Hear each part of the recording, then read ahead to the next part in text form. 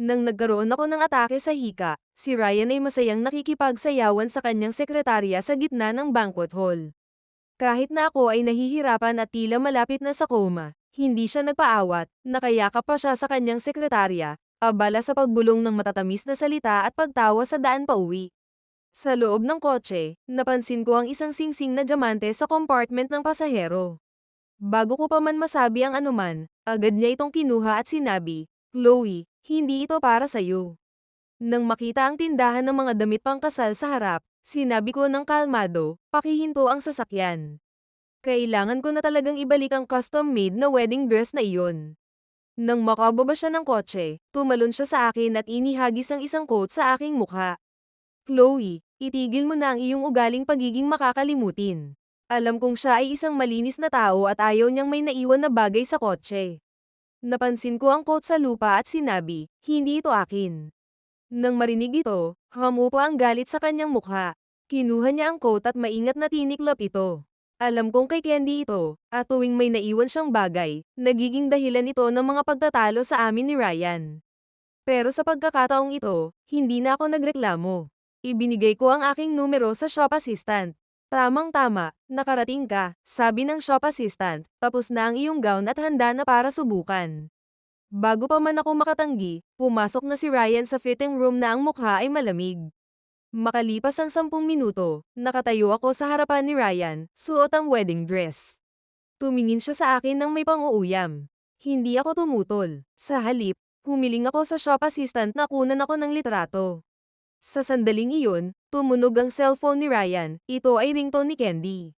Nag-aalala siya dahil nawawala daw ang kanyang paboritong coat. Pagkatapos ng tawag, mabilis siyang umalis nang hindi nagbihis. Habang naririnig ko ang tunog ng kanyang sasakyan na umaalis, kinuha ko ang gunting at walang pag-aalinlangan na ginunting ang wedding dress at pinagpira-piraso.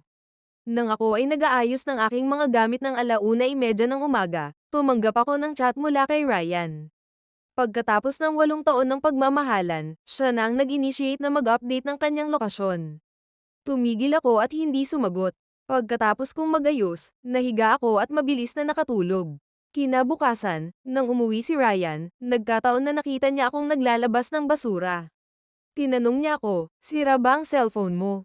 Tumango ako. Alam ko kung bakit siya nagtanong. Dati, tuwing umuwi siya ng huli, lagi akong abala sa pag-text. Pero noong nakaraang gabi, tahimik ang kanyang cellphone. Bago pa man ako makalabas ng bahay, muling nagtanong si Ryan, "Chloe, ano ang nangyari sa litrato natin sa dingding?" Nang ako ay maghanda ng sumagot, tumunog ang kanyang cellphone. "Huwag mag-alala, pupuntahan kita dyan ngayon din," narinig kong sabi niya. Habang papunta ako sa ibaba, at naglalabas ng basura. Pagkatapos kong maglabas ng basura, nagkaroon ako ng hypoglycemic attack. Bumalik ako sa bahay, kumuha ng fried egg toast sa mesa at kumagit. Bigla, narinig ko ang boses ni Ryan na may galit. "Hindi ba't parang na-reincarnate ka mula sa isang bituin?" Inihagis niya ang toast sa basurahan. Naguluhan ako at tinanong, 10 taon na kitang pinagluto, hindi ba ako pwedeng kumain ng almusal?" Nakita ko ang malamig na tingin ni Ryan. Sa kanyang pag-alis, naramdaman kong bumangon muli ang galit sa aking dibdib. Tumingin ako sa kanyang Facebook profile at napansin kong pinalitan niya ang background picture, isang cute na litrato ni Candy na may cat ears. Nag-like ako at tinanggal ang chat mula sa taas ng listahan. Sa tanghali, may appointment ako sa isang real estate agent para tumingin ng mga bahay. Pagpasok ko sa elevator, nakasalubong ko si Ryan at si Candy. Inaayos ni Ryan ang ponytail ni Candy habang nagrereklamo siya, "Sis Chloe, tamang-tama, tingnan mo si Ryan, lagi na lang hinahatak ang buhok ko." Bago pa ako makasagot, ngumiti ako at sinabi, "Sige, kumain na kayo." Laking gulat niya nang tumanggi ako. Agad na nagbago ang anyo ni Ryan. Nagpatuloy ang elevator at bumalik sa normal. Nang bumaba kami, inalok ni Ryan na ihatid ako. Pero bago ako makapagsalita, biglang nahimatay si Candy. Walang pag-aalinlangan, itinulak niya ako at kinuha si Candy at binuhat sa kanyang likod. Nagtaksi ako pauwi at naghanap ng bahay. Sa gabi, personal na nagdala si Ryan sa isang galaw ng daliri, diretsong tinanggal ko si Ryan sa listahan ng mga kontak ko. Maya-maya, kumatok ang aking ina. Pagkatapos kong pahintulutan siya, pumasok siya na may dalang gatas. "Chloe, masama ang tiyan mo." Inumin mo ito habang mainit. Nang nagbalik ako sa bahay, walang tanong ang mga magulang ko. Nag-alaga lang sila sa akin gaya ng dati. Yamakap ako sa braso ng aking ina at sinabi, "Mama, may gusto akong bahay. Kahit maliit, sapat na ito para sa akin." Ngumiti siya at nagtanong, "Magkano pa ang kulang?" Sasagutin ko. Tumango ako, ngunit tinanggihan ko ang kanyang alok. Pero nag-transfer siya ng 200,000 pesos sa akin. Kailangan ng isang babae ng bahay at ipon para magkaroon siya ng tiwala sa sarili, sabi niya. Agad akong nakipag-appointment sa landlord para pirmahan ng kontrata sa Lunes. Sa gabi, hindi lang siya nagluto ng masasarap na putahe kundi bumili rin siya ng cream cake para sa aking kaarawan. Habang pinapansin ang mga kandila, nagdasal ako na sana ay maging malusog ang aking mga magulang at maging maayos ang lahat. Pero pagkatapos kong patayin ang mga kandila, nakatanggap ako ng hindi inaasahang mensahe mula sa iba't ibang tao. Oh my God, Chloe! Congratulations sa tagumpay ng iyong long-distance relationship. Dadating ako para dumalo at magbigay ng regalo at pagbati. Habang naguguluhan sa mga pagbati, lumabas ang notification prompt na may post si Ryan na, "Inanunsyo na namin ang balita sa FB na ikakasal na kami. Nakamit mo na ang gusto mo. Panahon na para lumagay ka sa tahimik, bilisan mo." Habang binabasa ko ang mga salita, hindi ko mapigil ang tumawa.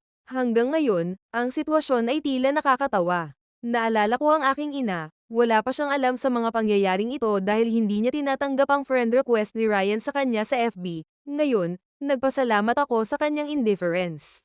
Kung umabot ang kalokohang ito sa aking ina, baka magka-headache siya buong gabi. Pagkatapos ng ilang sandali, nagpadala ako ng mensahe sa mga kaibigan ko na nagbigay ng pagbati at sinabing nag-break na kami ni Ryan. Nag-update ako ng bagong post na nakapublic upang makita ng lahat. Huwag maniwala o magkalat ng balitang walang katotohanan. Single ako ngayon at wala akong boyfriend. Sa loob ng hindi hihigit sa 2 minuto matapos ang aking post, tumawag si Ryan. Hindi ko ito sinagot, pero patuloy siyang tumawag. Sa huli, idinagdag ko ang kanyang number sa blacklist. Nang muling bumalik ang katahimikan sa paligid ko ay, nahiga ako sa malambot at komportableng kama, nakasuot ng headphones at nakikinig ng musika, habang nakapikit. Sa isang iglap, Lunes na.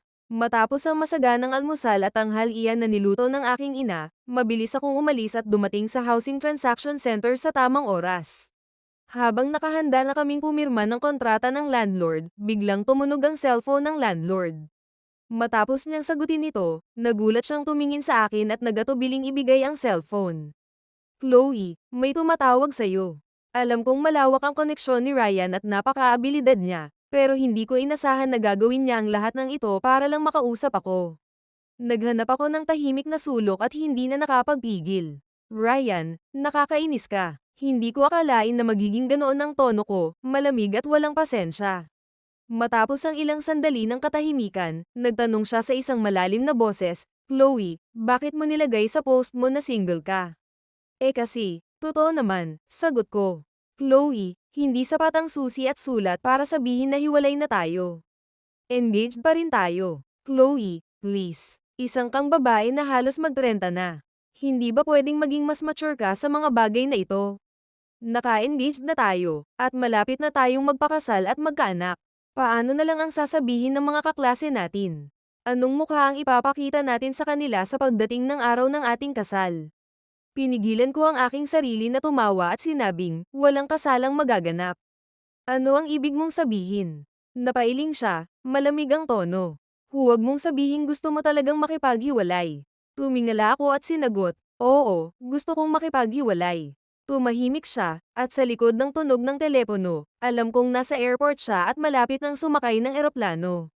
Nang magtanong ang landlord na malapit sa akin, nag-aalala ako na baka mabulilyoso pa ang pagbibenta ng bahay, handa na akong ibalik dito ang telepono. Pero bago ko magawa iyon, sinabi ko sa kanya na kung tumawag ulit si Ryan, paki-block na lang. Matapos naming pirmahan ang kontrata sa pagbili ng bahay at matapos ang mga formalidad, mabilis kong nakuha ang aking real estate certificate. Matapos magpakuha ng litrato bilang alaala, umalis ako upang makipagkita sa aking mga kaibigan. Masaya akong nagdaos ng oras at umuwi ng mga 10:00 ng gabi. Nag-volunteer akong dalhin ang maliit na aso ng ama ko para maglakad-lakad sa ibaba. Nang buksan ko ang glass door sa unit, may nakaharang na pamilyar na anyo, si Ryan. Chloe. Aniya, mukhang pagod na pagod. Tumingin ako sa kanya at humakbang paatras, huwag kang lumapit. Pero hindi siya nagatubiling lumapit, nagbukas ng bibig para magsalita. Sa pagkakataong iyon, ang maliit na aso ay nagpakita na ng agresibong ugali, nagngangalit at nagungol sa kanya. Pero tila hindi ito alintana ni Ryan. Patuloy siyang humakbang palapit hanggang sa naitulak ako sa sulok. Tumingin siya sa akin na parang gusto niyang makipag-usap. Chloe, kailangan nating mag-usap ng maayos. Ayokong magka-misunderstanding tayo. Wala na tayong kailangan pag-usapan, sagot ko. Nang makita niyang walang epekto ang mga salitang iyon, pinigilan niya ang sarili sa pader, na parang sinadya akong eye-trap. Chloe, nakalimutan mo na ba na malapit na tayong magpakasal? Akala mo ba madali lang na sabihin na gusto mong makipaghiwalay sa akin? Naging tahimik ako, wala akong maisagot. Sinubukan kong itulak siya palayo, pero hindi ko siya kaya. Ang maliit na aso ay patuloy na tumatahol na nagdudulot ng ingay na umaabot sa iba't ibang palapag ng koridor. Nakita ko na unti-unting dumarami ang mga tao sa paligid, at ayaw kong mag-alala ang mga magulang ko sa nangyayari. Nang hindi ko na kayang tiisin ang sitwasyon, nagdesisyon akong makipag-usap kay Ryan sa isang coffee shop na bukas 24 na oras. Dinala niya ako sa isang mesa, at umorder siya ng 2 tasa ng black coffee. Ang isa ay walang asukal at may dagdag na yelo, na inilagay niya sa tabi ko. Chloe, tingnan mo, naaalala ko pa ang paborito mo, sabi niya. Naantig ako at napansin ang mga detalye na kahit ang mga magulang at kaibigan ko ay hindi masyadong pinapansin. Ngunit sa likod ng mga ito, alam kong ang dahilan kung bakit puro black coffee ang nasa bahay ay dahil sa gusto ito ni Ryan. Habang nagsasalita siya, naglabas siya ng isang magandang velvet box mula sa bulsa ng kanyang pantalon. Nabili ko na ang regalo mo. Matagal ko na itong binili. Nang makita niyang wala akong balak na buksan ito, siya na mismo ang nagbukas at ipinakita sa akin ng isang pares ng crystal earrings na kumikislap at tila mahal. Noong isang taon, nangako ako sa iyo na pipiliin ko ang mga ito para sa mga formal na salo-salo. Ngayon, natupad ko na ang pangako ko. Nakatingin ako sa mga hako na iyon, ngunit sa puso ko, hindi ko na ito kailangan. Ryan, hindi ko na ito kailangan. Wala na akong balak na suotin ito. Nakatingin siya sa akin ng may pag-asa. Chloe, subukan mo naman.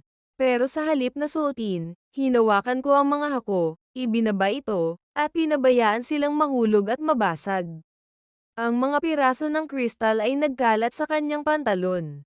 Nang mapansin ko ang mga sugat sa kanyang mga binti, na dulot ng aso, nagpretenda kung hindi ko iyon nakita. Hindi maganda ang regalo. Ayaw ko nito. May iba pa ba? Kung wala na, aalis na ako.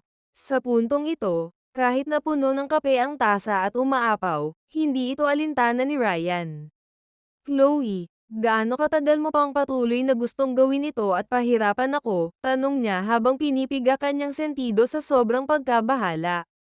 Hanggang sa puntong ito sa pagitan naming dalawa akala niya nagpapakipot at nagpapasuyo lang ako, sa kabila ng lahat ng nangyari, tila hindi pa rin siya handang sumuko. Ngunit ako, sa kabila ng mga alaala, ay nagdesisyon ng tuluyan. Ikaw, hindi lang nagpadala ng mga mensahe kay Candy para sabihan siyang mag-resign ng kusa, kundi pinili mo ring makipaghiwalay sa akin sa Chloe, ako ang iyong first love, aniya ng may panghihinayang. Tumingin ako sa kanya nang walang kibo. Sino ang umamin sa akin noon na mahal niya ako? Di ba ikaw mismo? At sa araw ng graduation natin, ipinangako natin na kahit anumang mangyari, tayo ay magsasama. Nang marinig ito, nahirapan si Ryan na magsalita. Hindi mo pwedeng basta nalang maiiwanan ng isang tao dahil sa isang sandaling emosyonal na burnout. Hindi ito makatarungan para sa akin. Natawa ako sa kanyang sinabi. Hindi mo ba natatandaan ang mga salitang iyon? Mga pangako na ginawa mo habang tayo ay magkasintahan. Naisip ko ang mga salitang binitiwan niya kay Candy, hindi ko mahal si Chloe. Parang aso na lang siya na nakakapit sa akin. Kailangan ko siyang bigyan ng pansin kahit papano para hindi siya masaktan at umiyak. Nang maisip ko ang alaalang iyon ay nagangat ako ng kamay at tumawag ng taxi. Ryan, ayaw ko na makipag-usap sa iyo. Nang bubuksan ko ang pinto ng kotse, narinig ko ang malamig na tono ni Ryan. Chloe, alam mo kung anong klaseng tao ako. Kung aalis ka ngayon, talagang tapos na tayo. Walang anuman ang sinabi niya, isinara ko ang pinto ng kotse at umalis nang walang lingon-lingon. Ang isang buwan ay lumipas sa isang iglap. Abala ko sa pag-aayos ng aking bagong tahanan habang sinisingit ang oras para sa paghahanap ng bagong trabaho. Sa kabila ng mga pagsubok, natagpuan ko ang bahay na matagal ko nang pinapangarap at isang magandang trabaho na may mas mataas na sahod. Kahit na paminsan-minsan may mga kaibigan akong nagbabanggit kay Ryan, wala akong pakialam. Sinasabi nilang abala na ito at hindi na nakadadalo sa mga social gatherings. Nakalimutan na niyang i-delete ang peking mensahe sa kanyang post na nagsasabing ikakasal kami. Pero wala akong reaksyon. Wala na akong oras para sa mga tao at bagay na naging estranghero na sa akin. Isang Biyernes ng gabi, nagmadali akong pumunta sa 100 day banquet ng anak ng isang kaklase mula sa universidad. Sa eleganteng banquet hall, binati ko ang bagong silang na sanggol at hiniling sa kanya ang isang masayang buhay sa hinaharap. Habang nagsettle ang mga kaibigan, isa-isa silang lumapit sa akin mula sa kalapit na mesa upang mag-toast at makipag-chat. Ang huli na lumapit sa akin ay si Leo, isang junior mula sa law department. Nakilala ko siya noong kami ay nasa debate club sa kolehiyo. Chloe, hindi ko akalain na makikita-kita dito, sabi niya. Hindi ko naisip na iimbitahan si Leo sa banquet ng anak ko. Ang kilalang tao sa larangan ng batas. Ngunit nang umalis siya, natanong ko si Ryan na bumalik sa kanyang pwesto kasama ang ibang kaklase. Tumingin siya sa akin na parang may sinasabi. Hindi ko mapigil ang mag-alala. Nang lumabas ako ng elevator, nagulat ako nang makita si Ryan na nakatayo sa labas ng pinto.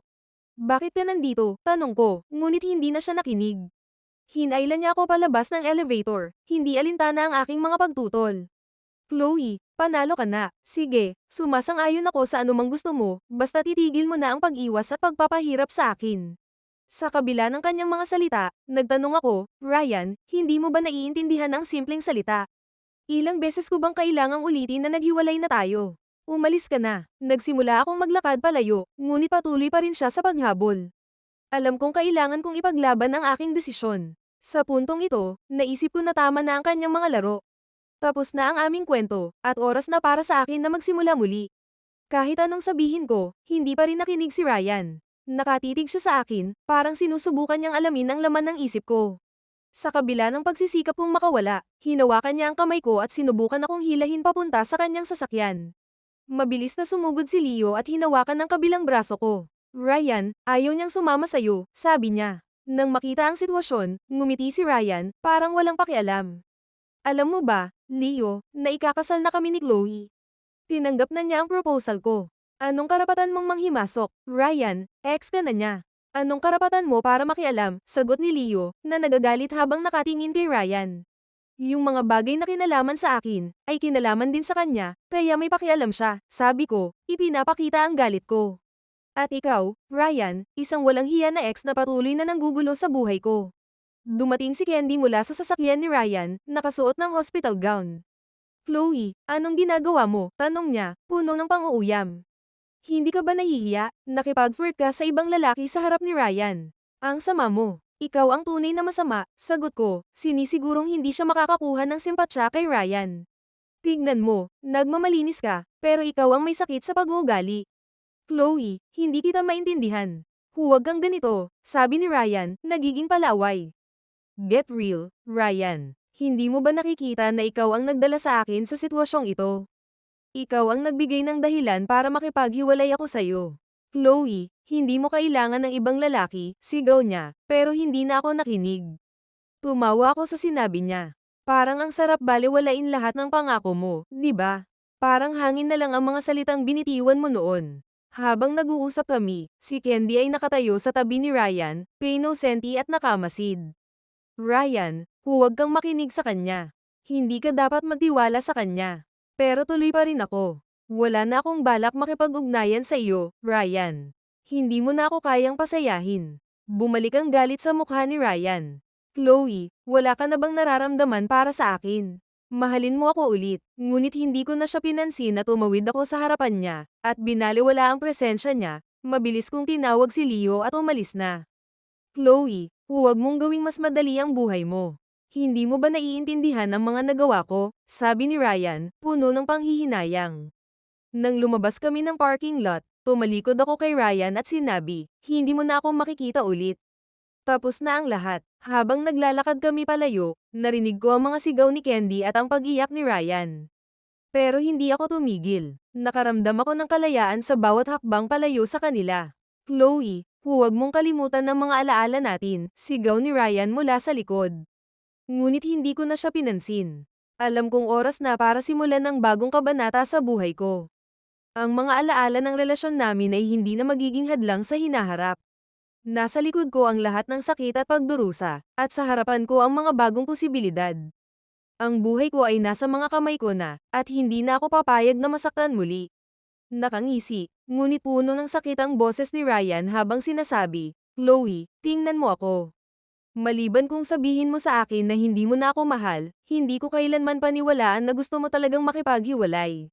Nakatingin siya sa akin ng may labis na pag-asa, ang mga mata niyang namumula at halos lumuha. Ryan, wala na akong nararamdaman para sa'yo, sabi ko, unti-unting bumabalik sa katotohanan. Sino man ang mahalin ko sa hinaharap, hindi ka na magiging bahagi noon. Naintindihan mo ba? Nang sabihin ko ito, parang tumigil ang mundo niya. Umupo siya sa harapan ko at nagmukhang wala ng dignidad. Chloe, okay lang. Basta't mahal kita, ayos na. Hindi mo na kailangang mahalin ako pabalik. Basta huwag tayong maghiwalay, gagawin ko ang lahat, sabi niya, pilit na ngumiti. Kahit sabihin mong pumatay ako para sa'yo. Ryan, hindi ko na kailangan ng pagmamahal mong wala namang kwenta. Kung muling manggugulo ka sa buhay ko, tatawagan ko ang pulis, sagot ko, binigyang diin ang aking punto. Nakita kong bumuhos ang mga luha niya. Chloe, huwag mo akong ganyanin. Alam kong lagi kong binabalewala ang nararamdaman mo noon at hindi ko pinapansin ang kabaitan mo sa akin. Bakit hindi mo ako bigyan ng isang huling pagkakataon para ituwid ang mga pagkakamali ko? I swear, makikita mo ang pagbabago sa akin. Ryan, huli na ang lahat, sagot ko. Sa kanyang mga mata ay tila naglaho ang liwanag. Pumasok ako sa kotse ni Leo at iniwan si Ryan na nakatulala. Pasensya na, Leo, sa paggamit ko sa iyo bilang panangga at sa mga nangyaring gulo, sabi ko habang nagmamaneho siya. Ngumiti si Leo. Walang anuman, Chloe. Kung kailangan mo ulit ng ganitong tulong, nandito lang ako. Nang may hatid na niya ako sa bahay, sinabi niya, Chloe, kung kailangan mo ng tulong, tawagan mo lang ako anumang oras. Tumango ako at ngumiti. Nagkasandi kami sa isang dinner date sa susunod na weekend. Isang buwan nang lumipas at nakatanggap ako ng tawag mula sa isang hindi pamilyar na landline. Si Ryan, pero parang may sakit siya habang nagsasalita. Chloe, huwag mong ibaba ang telepono. May tanong lang ako, mahal mo ba ako? Wala akong emosyon. Hindi, sagot ko bago ko ibinaba ang telepono. Nagpatuloy ako sa panonood ng TV. 2 araw ang lumipas at nalaman kong mula sa grupo ng kaklase na nagkaroon ng sunog sa kumpanya ni Ryan. Nakasalalay ang buhay niya sa ospital. Si Candy ang nagpasimula ng sunog dahil sa galit ng mawalan ng trabaho. Pinasok niya ang kumpanya at sinubukan niyang mamatay kasama si Ryan. Nang makita ng mga lokal na pulis ang sitwasyon, nalaman nilang tumawag si Ryan sa akin bago siya nawalan ng malay. Ito kaya ano sa tingin mo? Pagkatapos ng pelikula, pababa na kami sa parking lot. Chloe, tulungan mo akong buksan ang trunk, sabi niya. Nang buksan ko ito, nakita ko ang mga bulaklak at lobo na matagal na niyang inihanda. Chloe, pwede ba kitang maging girlfriend? Tanong niya ng buong puso. Ngumiti ako at hinawakan ng kamay niya. Sure, life is full of twists and turns. At every turn, there is another opportunity. Ang mga alaala ni Ryan ay unti-unting nawawala, at sa halip ay binubuksan ko ang bagong kabanata kasama si Leo. Sa wakas, natagpuan ko ang isang tao na handang ipaglaban ako. Ryan's POV. Nakahiga ako sa ospital, ang mga ilaw ng kwarto ay tila masyadong maliwanag at ang mga tunog ng mga makina ay patuloy na umuugong sa aking tainga. Ang mga sugat ko ay masakit, ngunit ang sakit na ito ay hindi kasing tindi ng sakit sa puso na dulot ng pagkawala ni Chloe. Sa mga pagkakataong ito, naiisip ko ang mga desisyon ko, ang mga pagkukulang at ang mga pagkakataon na bibaliwala ko siya pinahalagahan. Sa saglit na pagkahumaling sa iba ay naiwala ko ang tunay kong minamahal. Naalala ko ang mga huling sandali namin. Ang kanyang mga salita, na parang mga patalim na tumaga sa aking dibdib, wala na akong pagmamahal para sa iyo. Ang mga salitang iyon ay umuukit sa aking isipan, at sa kabila ng lahat ng nangyari, hindi ko maalis ang mga alaala ng mga masayang sandali namin. Ang mga ngiti niya, ang mga tawanan, at ang mga pangako na tila naglaho sa hangin. Nang malaman kong nagkasunog sa kumpanya, ang takot at pag-asa ay nagundyok sa akin na tawagan siya. Pero sa mga sandaling iyon, alam kong wala na akong karapatan. Wala na akong karapatan na magtanong, wala na akong karapatan na umasa. Sa likod ng lahat ng ito, ang puso ko ay naguguluhan. Gusto ko siyang makausap, ngunit alam kong wala na akong lugar sa kanyang buhay. Habang naaalala ko ang mga nangyari, nararamdaman ko ang pagkakasala. Si Candy, na nagdala sa akin sa ganitong sitwasyon, ay nagdulot ng labis na sakit. Pero sa kabila ng lahat, ako pa rin ang may kasalanan. Ako ang saglit na nakalimot, nagkulang sa komunikasyon, sa pagmamahal, at sa pagpapapdaman ng pagmamahal sa kanya. Kung sana ay naglaan ako ng oras para kay Chloe, sana ay inuna ko siya at dumistansya ako kay Candy una pa lang. Sana hindi ako naging palagaya at mayabang na hindi niya ako kayang iwan ay hindi sana kami nagkaganito. Sa mga araw na nagdaan sa ospital, nagdasal ako. Nagdasal akong magkaroon ako ng pagkakataon na ituwid ang aking mga pagkakamali. Pero sa bawat oras na dumadaan, nauunawaan kong maaaring wala na akong pagkakataon. Ang mga alaala ni Chloe ay patuloy na bumabalik, tila isang pangarap na ayaw maglaho. Nagdesisyon akong baguhin ang aking sarili. Kung makakatayo akong muli, kakailanganin kong ipakita ang mga pagbabagong iyon, hindi lamang para kay Chloe kundi para sa aking sarili. Ang sakit na ito ay nagbigay sa akin ng pagkakataon na muling pag-isipan ang aking mga prioridad. Habang nakahiga ako sa kama ng ospital, natutunan kong ang tunay na pagmamahal ay hindi lamang sa mga salita kundi sa mga gawa. Ang bawat pagkakataon na hindi ko siya pinahalagahan ay isang aral na kailangang tandaan. Kung sakaling makabawi ako, ito ang magiging simula ng panibagong buhay, isang buhay na hindi ko na siya palalampasin. Pagkatapos ng ilang linggong pagdaling, nagkaroon ako ng pagkakataong makausap ang mga kaibigan. Nalaman kong si Chloe ay masaya na at may Leo na sa kanyang buhay. Habang naiisip ko ito, may pagkamakasarili pa rin akong umasa na sana ay hindi pa huli ang lahat. Ngunit sa likod ng lahat ng ito, alam kong nararapat lang na siya ay maging masaya, kahit na hindi na ako ang kasama niya. Sa huli, natutunan kong ang pag-ibig ay hindi palaging nagtatagumpay. Ang pinakamahalagang bagay ay ang pagtanggap ng katotohanan at pagpayag na palayain ng isang tao na mahalaga sa iyo. Minsan saka mo lang malalaman ang tunay na halaga ng isang tao kapag ito ay nawala na sa iyo. Kung hindi ko man siya makuha, ang mga alaala namin ay mananatili sa aking puso, at ang mga aral na natutunan ko ay magiging gabay sa aking bagong simula. Minsan, sa mga malamig na gabi, naiisip ko pa rin siya. Ngunit sa bawat pag-iisip ko, napagtanto kong ang tunay na pag-ibig ay ang paghangad ng kaligayahan ng iba, kahit na ang puso mo ay sugatan. Sa ganitong paraan, umaasa akong makakahanap ng kapayapaan at muling makabawi sa hinaharap. Wakas.